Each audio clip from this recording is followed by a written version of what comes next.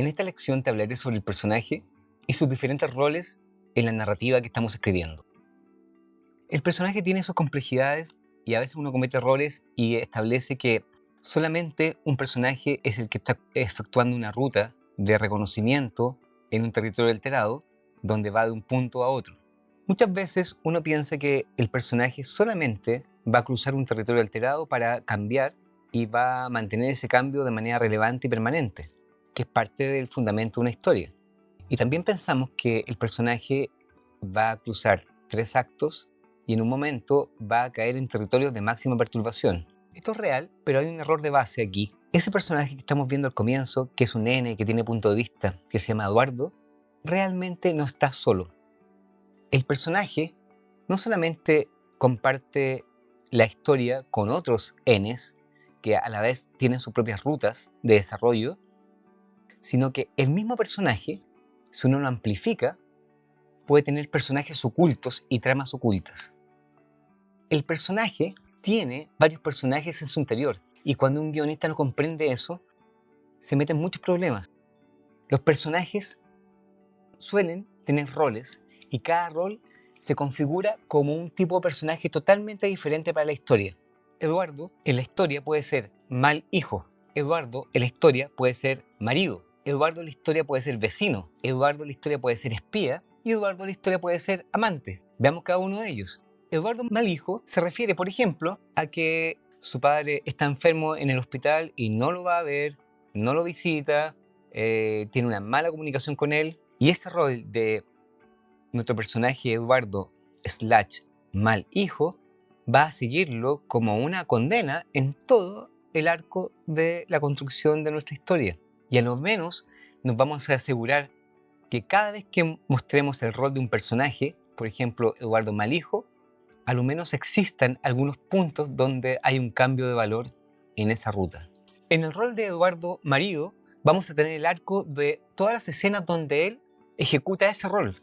Y vamos a tener también cambios de valor en esa ruta y en ese arco. Exactamente lo mismo va a pasar cuando tengamos a N1 Eduardo vecino. Todas las interacciones que tenga con su vecino van a ser parte del arco de ese rol. Un guionista tiene que comprender eso. Cada rol genera su propio arco. Y hay que seguir el arco hasta el final, con cambios de valor en cada una de sus rutas. Tenemos también, por ejemplo, a Eduardo espía. Lo he puesto en un círculo porque es el rol principal de la película o del guión que estamos escribiendo. En este caso, sería una película de espías y el rol principal es ese y tenemos el arco principal que es ese con sus cambios de valor. Y luego tenemos, por ejemplo, amante, puede ser jugador de ajedrez, radioaficionado, lo que sea.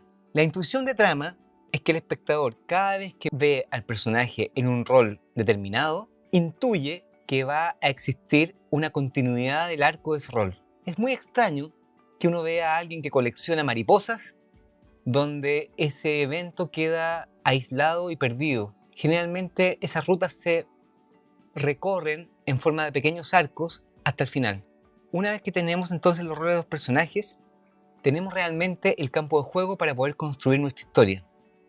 Yo creo que unas principales herramientas para poder construir de una manera bastante saludable y creativa una historia y para no meterse en problemas y en enredos es definir cada personaje y todos los roles que se pueden extraer de él y en cada uno de ellos extraer su arco.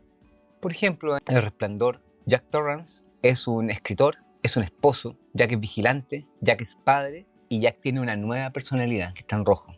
Obviamente la nueva personalidad es la que nos interesa, pero tenemos arcos de escritor, de esposo, de vigilante y de padre. No es un solo personaje, son 5.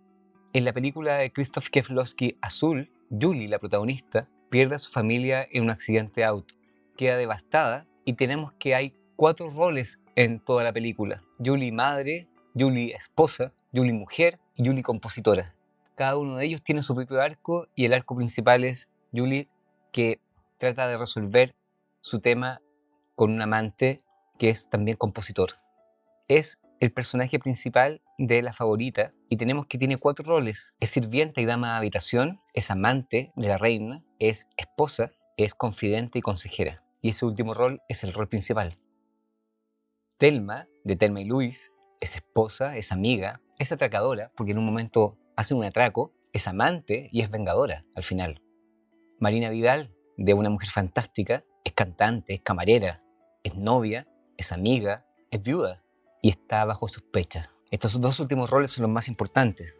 Chris Washington, de Get Out, es novio, fotógrafo y paciente de esta historia escalofriante.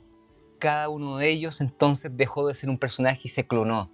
La clonación en roles de los personajes es un trabajo que hay que realizar desde el comienzo y que facilita mucho la escritura de cualquier guión. Así tenemos que en una historia cualquiera, que tiene 3 personajes y cada personaje está clonado en cada uno de sus roles, vamos a tener que hay una cantidad considerable de arcos que manejar. Esa cantidad considerable de arcos que manejar tienen sus propias escenas asociadas y es un trabajo que espera al guionista. El guionista tiene solamente un trabajo, es cerrar cada arco de cada rol, de cada personaje que ha abierto. Lo consigue y tiene la estructura completa de la película. Una vez que tenemos esto, podemos también jugar con otro tipo de clasificación de personaje. El personaje no se encuentra solo, se encuentra rodeado de otros personajes. Al igual que una célula que necesita un ADN que le dé instrucción, una molécula que le dé nutrición, otra célula con que se reproduce, otra célula que le proporciona organelos para movilizarse, otra célula que lo comunica con el mundo, instrucción, comunicación, movimiento, reproducción y nutrición, los mismos elementos pueden ser aplicados a los grupos humanos. Y tenemos el personaje central y vamos a ver que ese personaje necesita que alguien lo informe, necesita comunicarse con alguien, necesita moverse, necesita cuidado o necesita cualquier tipo de interacción o afectivo sexual. De alguna manera, un personaje requiere estos elementos en forma de universo físico, personajes o implantes. Y aquí nuevamente tomamos el triángulo de la construcción de un guión y vemos que cada uno de estos roles puede ser reemplazado por un implante, por un universo físico o por un rol.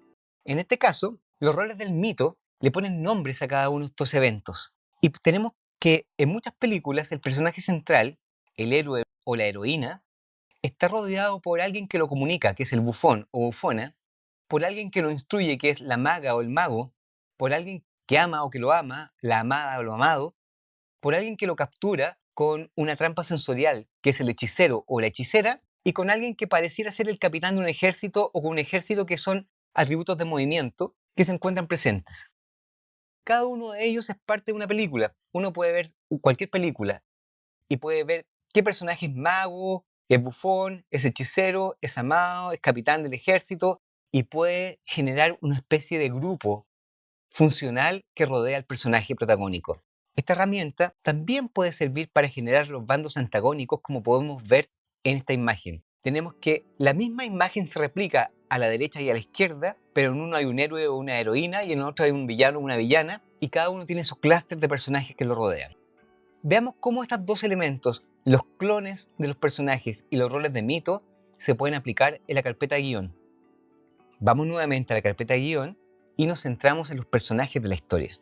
En los roles de Miguel, tenemos que Miguel es un alumno de tesis, Miguel es un biólogo, Miguel es un amigo, Miguel es un exnovio, Miguel es un paciente, Miguel tiene un rol que es estar extrañamente cómodo con Antonia, Miguel es amigo de Antonia y Miguel es hijo. Tenemos 1, 2, 3, 4, 5, 6, 7, 8 roles en solamente el personaje de Miguel. Cada uno de los personajes va a estar clonado en cada uno de sus roles y tengo que hacer ese trabajo en la carpeta de guión. No es necesario hacerlo con todos los personajes, pero a medida que progresemos en el trabajo de la carpeta, vamos a ver que es necesario finalmente abordar cada personaje principal y hacer este mismo trabajo. Veamos el rol de los mitos en nuestra historia. El mago de nuestra historia es Jara, 50 años, el profesor de tesis para el posgrado de Miguel. La capitana del ejército del grupo de Miguel es Margaret, 30, su amiga de toda la vida, que es terriblemente deportista y le encanta el fútbol. El hechicero o hechicera en la vida de Miguel es Lidia, de 30, su ex, que lo atrapa cada cierto tiempo y lo tiene en una especie de telaraña de la cual no puede salir. La amada o el amado en la vida de Miguel es Antonia, nuestra coprotagonista. El bufón es Caco, el compañero de universidad.